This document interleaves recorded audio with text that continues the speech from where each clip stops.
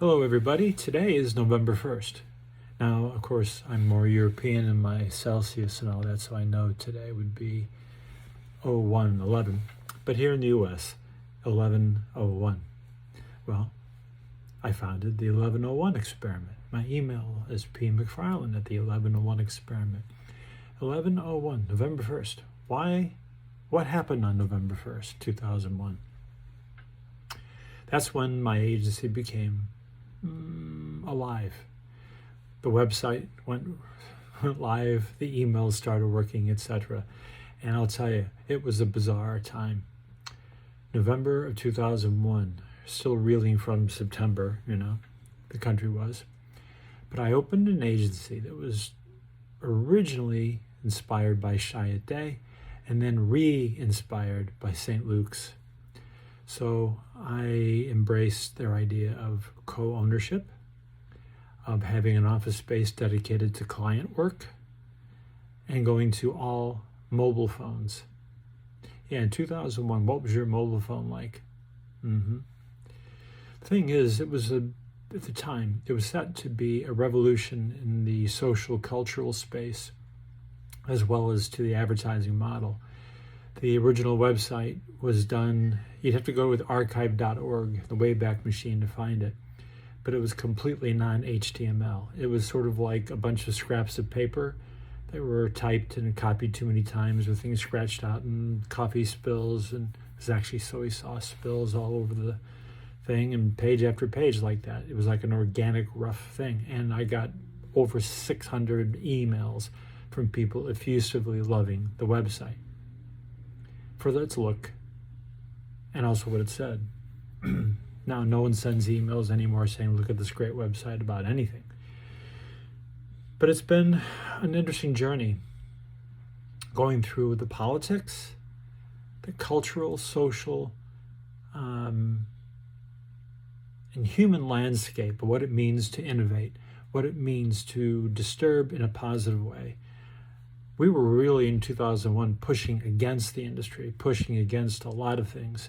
We were as far as I know, the only ad agency that was ever profiled and loved by ad busters. It was wild and woolly days in the beginning there. But I remember going out in the street, the second or third week, there was newspaper articles. Remember newspapers and magazine articles about my agency and what we were doing. And someone, I'm not even sure how he knew me, but he knew me, and he said, hey, is that your company? And he says, what are you doing? It's giving your ownership away to everyone and interns. You built this company. This is your company. He was really angry.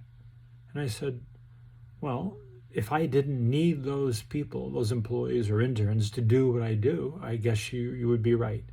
But everyone there was important, equally in their own way. Even though salaries varied quite a bit, at the end of every year, sometimes we did it every quarter, whatever profit there was distributed. So anyway, the point is, if you really, really want to be creative, you can do creative ads, but you can make yourself and your own business really creative. It takes guts and a little bit of stupidity sometimes to do things like this. But today, November 1st, I'm looking back on those days when I had that office. There's a video somewhere I'll find. I'm not sure what format it's in, but may have to do some archaeology to post it. But basically, you came into the building, and you came to our doors, and there were 2 doors. And each door had a graphic on it. And the graphics were changed on a regular basis. They were kind of like Lady or the Tiger. And depending which one you responded to, that door would be locked, or that would be open. Eventually, you figured out you'd step in, and then you walked into a little vestibule where the motion sensor triggered these dazzling bright lights, and there was like veils of transparent material with a little message saying, before you go any further, realize what you're about to do. You came in, and there at the reception desk was a mannequin, a very beautiful mannequin, to make a point that most receptionists were, right? And we had one of those big bait shop signs with the flashing arrow and the movable letters, where we had different messages from around the world and greetings or whatever. And then we had a building, a building in the building, a room that was covered in bed pillows. And inside were our lockers where we kept our personal things. and we put pictures of ourselves on our lockers at the time in our life where we thought we were most ugly, most unlovable. And that was a great thing that really made some great conversation pieces. And that's where we did our mail. And the pillows symbolize that's where we went first and where we left last every time we came and went. And then all the glass enclosed spaces that were dedicated to clients, they all had these tables that were made from recycled material, and the walls were covered in random strips of corrugated, so you could tack to it. And it's kind of cool looking. The center of the office was like a dog pen, with chain link all around with the file servers and some of the graphic stations. People liked to be there because it was close to the kitchen. And we had trees and, all the things. But the thing is, I made a decision then, because of the way the world was, to make a difference in the human experience, what it meant to work in an ad agency, what it meant to make money, what it meant to get paid, what it meant to do everything. And years later, as technology went about, we had the idea of, could we do a commune? So yeah, where I was living at the time, we brought everyone into the house and into the basement, and made a great little space there, and some people lived there and some people just had keys and could come and go whenever they wanted. I'd be asleep with my wife at the time and I could hear someone coming in to do some work on something. Yeah, it was risky, it was crazy. But we'd gotten so close to each other, we really loved each other as human beings, we experimented that way to see could we actually almost cohabitate.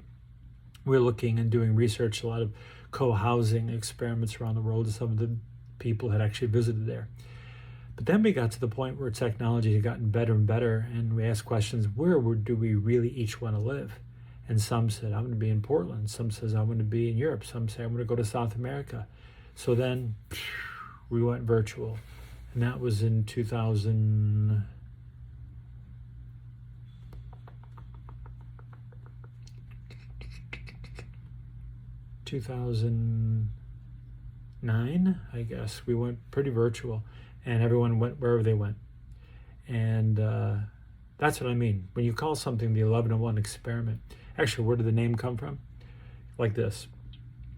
I had been reading the summer before where my other previous agency I thought was just another agency. I wanted to do something really different. And reading Andy Law's book, about the formation of St. Luke's was a big one. And then I reread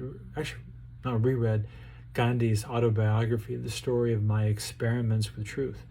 And the word experiment really, really resonated with me because to me it was honest. What we're really doing is experimenting. We're trying things we don't know for sure. We're combining this and combining that and see how that works. And it had an innocence and a integrity at the same time. So I remember that summer I had thought I wanted to launch by August, and I thought it would be called the 901 experiment. Great.